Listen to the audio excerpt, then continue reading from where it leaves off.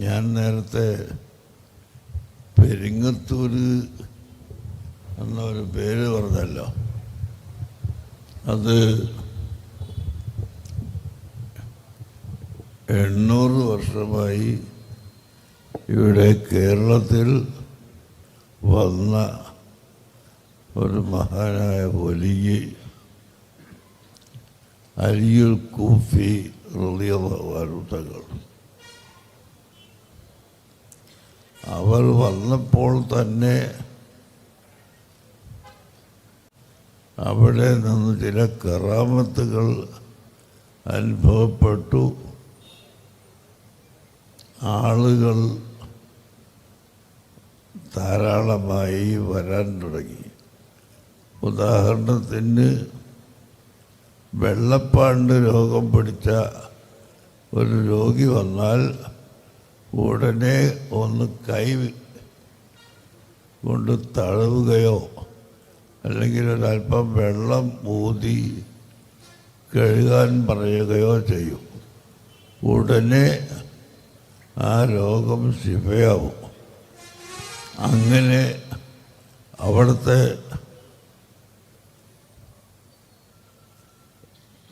കറാമത്തുകൾ കാണാൻ തുടങ്ങിയപ്പോൾ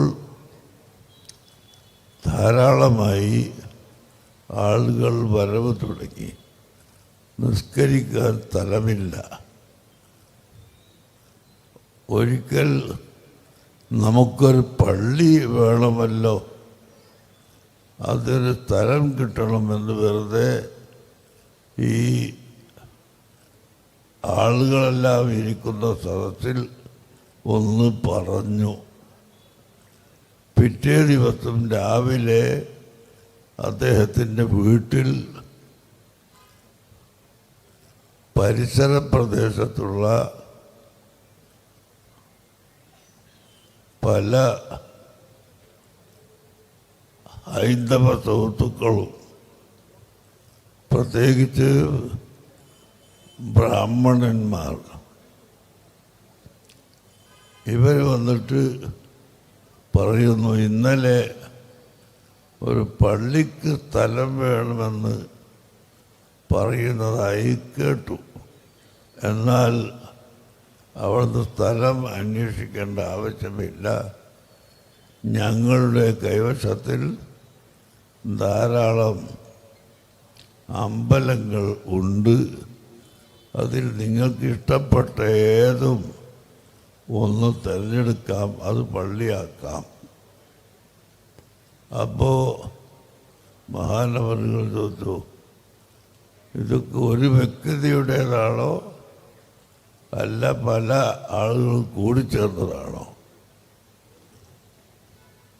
അവർ മനസ്സിലാക്കി വ്യക്തിയുടേതാണ് എന്ന് പറഞ്ഞാൽ പെട്ടെന്ന് സ്വീകരിക്കും എന്നാണ് മനസ്സിലാക്കിയത്. അങ്ങനെ ഒരാൾ പറഞ്ഞു, എൻ്റെ സ്വന്തം ഉടമസ്ഥതയിലുള്ള അമ്പലമുണ്ട്, ഇതിലാരും പങ്കാളികൾ ഇല്ല, അത് നിങ്ങൾക്ക് തരാം.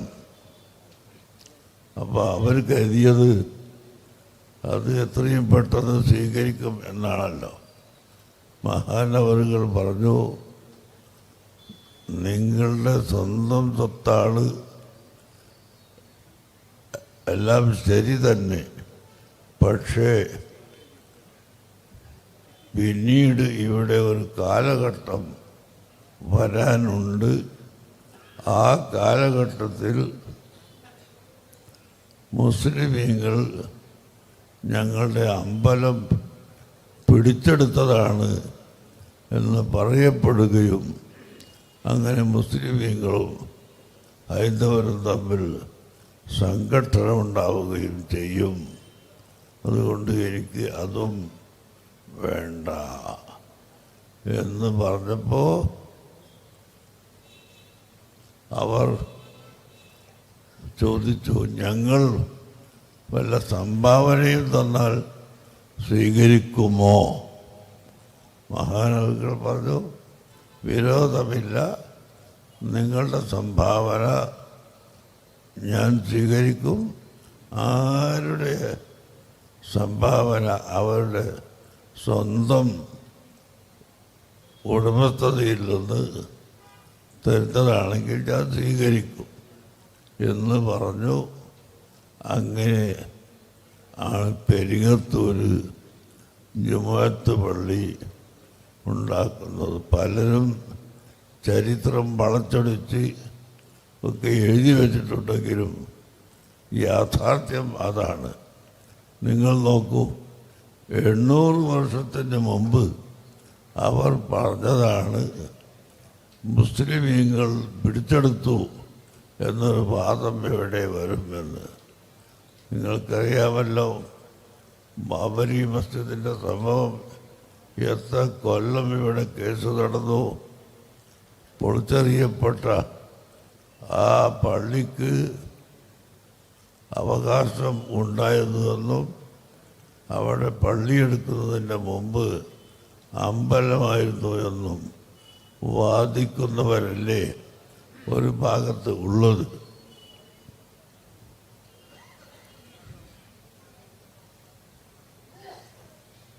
എന്നാൽ 800 വർഷം മുമ്പ് ഈ ഒരവസ്ഥ കേരളത്തിൽ ഉണ്ടാകാൻ സാധ്യതയുണ്ട്.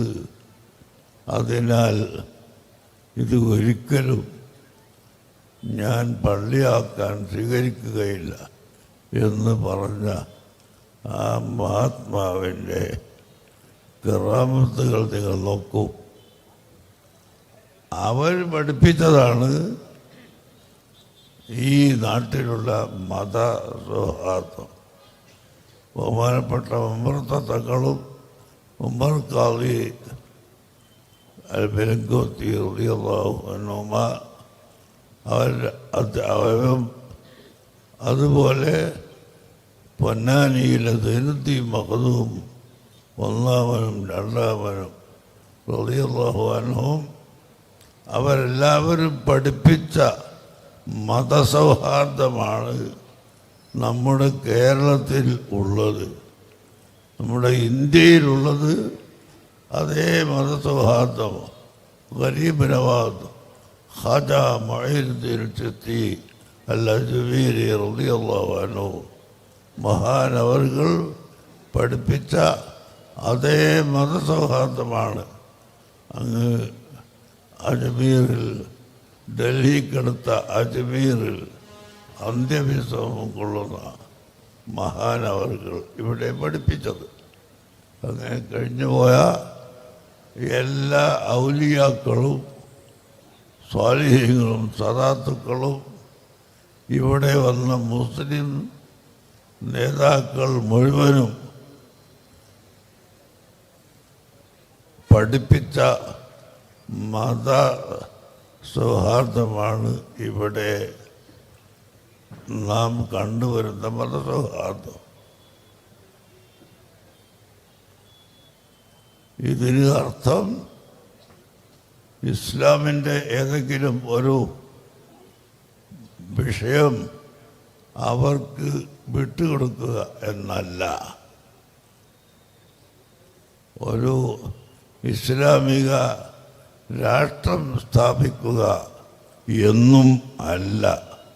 ഇന്നദ്ദീന ഇൻദല്ലാഹിൽ ഇസ്ലാം. തീർച്ചയായും അള്ളാഹുവിൻ്റെ അടുക്കൽ പൊരുത്തപ്പെട്ട തൃപ്തിപ്പെട്ട ദീൻ അത് ഇസ്ലാം മാത്രമാണ് എന്ന് വിശുദ്ധ ഖുർആൻ പഠിപ്പിച്ചിട്ടുള്ള അടിസ്ഥാനത്തിൽ വലാ തമൂതുന്ന ഇല്ലാ വഅൻതും മുസ്ലിമൂൻ, നിങ്ങൾ മുസ്ലിമീങ്ങളായിട്ടല്ലാതെ മരിക്കരുത് എന്ന് നമ്മോട് അള്ളാഹു പറഞ്ഞ അടിസ്ഥാനത്തിൽ നാം മുസ്ലിംകളായ നമ്മളെല്ലാവരും ഇസ്ലാം അള്ളാഹുവിൻ്റെ ദീനാണെന്നും ആ ദീനനുസരിച്ച് ജീവിച്ചാൽ മാത്രമേ മരണാനന്തരം രക്ഷപ്പെടുകയുള്ളൂ എന്നും വിശ്വസിക്കുന്നവരാണ്. പക്ഷേ വർഗീയതക്ക് നമ്മളെപ്പോഴും എതിരാണ്. വർഗീയത എന്ന് പറഞ്ഞാൽ ഏതെങ്കിലും ഒരു പ്രസ്ഥാനം മറ്റൊരു പ്രസ്ഥാനത്തെ അടിച്ചമർത്താൻ നോക്കുകയും അവരെ ഇങ്ങോട്ട് പിടിച്ചു വലിക്കുകയും ചെയ്ത് അവരുടെ സംസ്കാരം നടപ്പാക്കാൻ നോക്കുന്ന അതിനാണ് വർഗീയത എന്ന് പറയുന്നത്. അത് ഒരിക്കലും നാം അനുവദിച്ചതല്ല. ഇസ്ലാം അതിലേക്ക് ഒരിക്കലും ആരെയും ക്ഷണിച്ചിട്ടും ഇല്ല. അതാണ് ഞങ്ങൾ പറയുന്ന മനുഷ്യർ. ഇപ്പം കണ്ടോ, സമസ്തൻ്റെ ആലിമ്യങ്ങൾ വന്നിട്ട് പറഞ്ഞത് മതമേതായാലും വിരോധമില്ല എന്ന് പറഞ്ഞല്ലേ പോയത് എന്ന് പറഞ്ഞ് തെറ്റിദ്ധരിപ്പിക്കാൻ ആളുകൾ വരും. സമസ്ത കേരള ജമിയത്തുൽ ഉലമ ഉണ്ടായിട്ട് ഇവിടെ 100 കൊല്ലം തികയുകയാണല്ലോ. ഈ സമസ്ത കേരള ജമിയത്തുൽ ഉലമയാണ് ഇവിടെ ജനങ്ങളെ വിശ്വാസം പേടിച്ചു പോകാതെ സൗഹാർദ്ദത്തിലും മൈത്രിയിലും ജീവിക്കണം എന്ന് പഠിപ്പിച്ചിട്ടുള്ളത്. ആ പഠിപ്പിച്ച നയത്തിൽ നിന്ന് ഒരിക്കലും തെറ്റിപ്പോകാതെ നമ്മുടെ ഉസ്താദുമാരും നമ്മുടെ സാലിഹ്യങ്ങളായ പണ്ഡിതന്മാരും നമ്മളെ നയിച്ചു. അതാണ് നാം ഇപ്പോൾ അവരിൽ നിന്ന് പതാക ഏറ്റുവാങ്ങി ഇവിടെ നടത്തിക്കൊണ്ടിരിക്കുന്നത് എന്ന് ഞാൻ ഈ സമയത്ത് പ്രത്യേകമായി ഓർമ്മിപ്പിക്കുകയാണ്. എന്ത് പറഞ്ഞാലും അതിന് തെറ്റിദ്ധരിപ്പിക്കാനും തെറ്റായ നിലക്ക് വ്യാഖ്യാനം ചെയ്യാനും നടക്കുന്ന കുറേ ആളുകളുണ്ട്. ഇപ്പം കണ്ടോ, കാന്തപുരം വന്നിട്ട് അതുപോലെ പേരോട് വന്നിട്ട് മതമേതായാലും വിരോധമില്ല എന്നാണ് പ്രസംഗിച്ചു പോയത് എന്ന് നാളെ തന്നെ ഒരാൾ വന്ന് പറയാൻ തെറ്റിദ്ധരിപ്പിക്കാൻ ആളുകളെമ്പാടും ലോകത്ത് നടക്കുകയാണ്. അതുകൊണ്ടാണ് ഞാനിത്രയും വ്യക്തമായി പറഞ്ഞത്. മതമേതായാലും എന്ന വാദം അല്ല നിങ്ങൾ പഠിപ്പിക്കുന്നത്. ഞങ്ങൾ വിശ്വസിക്കുന്നത് ഇസ്ലാം മാത്രമാണ് അള്ളാഹുവിൻ്റെ മതം എന്നും അതേ സമയത്ത് ആ മതത്തെ ആരുടെയും മേൽ അടിച്ചേൽപ്പിക്കുന്ന ഒരു പ്രസ്ഥാനം അല്ല. അതാണ് മതരാഷ്ട്രവാദം എന്ന് പറഞ്ഞാൽ ഇസ്ലാമിക രാഷ്ട്രം, ഇസ്ലാമിക റിപ്പബ്ലിക്ക് ഇവിടെ ഉണ്ടായാലേ പറ്റുകയുള്ളൂ എന്ന് പറയുന്ന വാദമല്ല നമ്മുടെ വാദമെന്നും ഇഷ്ടമുള്ളവർക്ക് അവർക്കിഷ്ടമുള്ള മതം സ്വീകരിക്കാം എന്ന് ഇന്ത്യ രാജ്യത്തിൻ്റെ ഭരണഘടന എഴുതി വച്ചിട്ടുണ്ടെങ്കിൽ ആ ഭരണഘടന അനുസരിച്ച് ഇവിടെ ജീവിക്കുന്നവൻ മുസ്ലിമായി തന്നെ മുസ്ലിമിന് ജീവിക്കാം. ഇതാണ് നാം നിങ്ങളെ പഠിപ്പിക്കുന്നത്. ഞാൻ ഇന്നലെ കണ്ണൂരിൽ നിന്ന് പ്രസംഗിച്ചപ്പോൾ പറഞ്ഞ അതാ കണ്ണൂർ സിറ്റിയുടെ മധ്യത്തിൽ അന്ത്യവിശ്രമം കൊള്ളുന്ന ബഹുമാനപ്പെട്ട സയ്യിദ് മൗലൽ ബുഖാരി തങ്ങൾ അവർകളും അവരുടെ ജദ് സയ്യിദ് ജലാലുദ്ദീൻ ബുഖാരി വളപട്ടണത്ത് അന്ത്യവിശ്രമം കൊള്ളുന്ന അവരും അതുപോലെ തന്നെ അബ്ദുൽ ഖാദിർ സാനി തുടങ്ങിയ ഔലിയാക്കന്മാർ അവരൊക്കെ 700-800 കൊല്ലങ്ങൾക്ക് മുമ്പ് ഇവിടെ കേരളത്തിൽ വന്നിട്ടുള്ളവരാണ്. അന്ന് മുതൽ മുസ്ലിമീങ്ങൾ ആയി അവർ ജീവിച്ചു വന്നവരും മരിച്ചു പോയവരുമാണ്.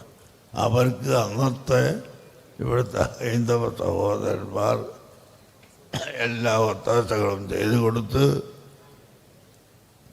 അവർക്കിവിടെ ഇസ്ലാമിക പ്രവർത്തനം നടത്താനുള്ള സ്വാതന്ത്ര്യം കൊടുത്തു എന്നതാണ് സത്യം.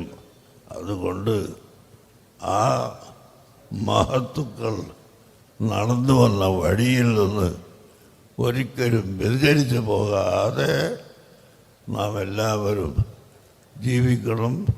അതാണ് അഹ്ലുസുന്നത്തി വൽ ജമാഅത്തിൻ്റെ വഴികൾ എന്ന് നിങ്ങളെ ഓർമ്മപ്പെടുത്തി ഞാൻ എൻ്റെ വാക്കുകൾ അവസാനിപ്പിക്കട്ടെ. നിങ്ങളെല്ലാവരും ഒരു അരമണിക്കൂർ അവിടെ തന്നെ ഇരിക്കണം. നല്ല ഇരുത്താണ്. ഇത് വെറുതെ ഉള്ള ഒരു രാഷ്ട്രീയ പാർട്ടിയുടെ വോട്ട് പിടുത്തത്തിൻ്റെ പരിപാടിയല്ല ഈ കേരള യാത്ര. അള്ളാഹുവിൻ്റെ ദീൻ ഇവിടെ നിലനിൽക്കാൻ വേണ്ടി ആവശ്യമായ ഒന്ന് മാത്രമാണ്. അതുകൊണ്ട് നിങ്ങൾ അള്ളാഹുവിൻ്റെ അടുക്കൽ നമുക്ക് സവാബ് ഉണ്ടാകും എന്ന് നമുക്ക് പ്രതീക്ഷിക്കാവുന്ന ഒരു മജ്‌ലിസാണ് എന്നുകൂടി ഞാൻ നിങ്ങളെ ഓർമ്മപ്പെടുത്തുന്നു. ആരെങ്കിലും ചിന്തിക്കും ചിലപ്പോൾ ഞങ്ങളിങ്ങനെ ഒരു കേരള യാത്രയിൽ പോയിട്ട് ഞങ്ങൾക്ക് ആഖിറത്തിലേക്ക് വല്ലതും കിട്ടാറുണ്ടോ? തീർച്ചയായും കിട്ടും ഇൻഷാ അല്ലാഹ്. നാം ഇവിടെ നിലനിൽക്കുന്നത് അള്ളാഹുവിൻ്റെ ദീൻ നിലനിൽക്കണമെങ്കിൽ ഈ വിശ്വാസവും ഈ പ്രവർത്തനവും അനിവാര്യമാണ്. അതില്ലാത്ത കാലത്തോളം ഇവിടെ ഒരിക്കലും ദീൻ നിലനിർത്താൻ സാധിക്കുകയില്ല. ഞാൻ നിങ്ങളോട് പറയുന്നു, വിദേശത്ത് പോയ ആളുകൾ അവിടെ ഒന്ന് അന്വേഷിച്ച് നോക്ക്. അവിടെയൊക്കെ നമുക്ക് മതം പ്രചരിപ്പിക്കാനോ ദീൻ നിലനിർത്താനോ സൗകര്യമുള്ള തരങ്ങൾ എത്രയോ കുറവ് അല്ലേ? അതേ സമയത്ത് അതെല്ലാമുള്ള നമുക്ക് നമ്മുടെ ദീൻ അനുസരിച്ചിവിടെ ജീവിക്കണം. ഒരൊറ്റ നിസ്കാരവും ഖളാആക്കാതെ മുസ്ലിമായ മനുഷ്യൻ 5 വക്ത് നിസ്കരിക്കണം. അല്ലാഹു തആലക്ക് തഖ്വ ചെയ്യണം. റമളാൻ മാസത്തിൽ നോമ്പ് നോക്കണം. പള്ളിയിൽ വെച്ച് വാങ്ക് വിളിക്കണം. ഇങ്ങനെയുള്ള ദീനിൻ്റെ ചിട്ടകൾ മുൻഗാമികളായ സ്വാലിഹീങ്ങൾ, ഔലിയാക്കൾ, ആരിഫികൾ പറഞ്ഞു തന്നതുപോലെ പഠിപ്പിച്ചു തന്നതുപോലെ ഇവിടെ പഠിക്കുകയും പ്രവർത്തിക്കുകയും ചെയ്യണം. അതാണ് നമ്മുടെ സംഘടനയുടെ ലക്ഷ്യം എന്നുകൂടി ഓർമ്മപ്പെടുത്തുന്നു. അർഹമുർ-റഹീമായ അല്ലാഹു നമുക്ക് ഈമാനും ഹിദായത്തും ഏറ്റിത്തരുമാറാകട്ടെ.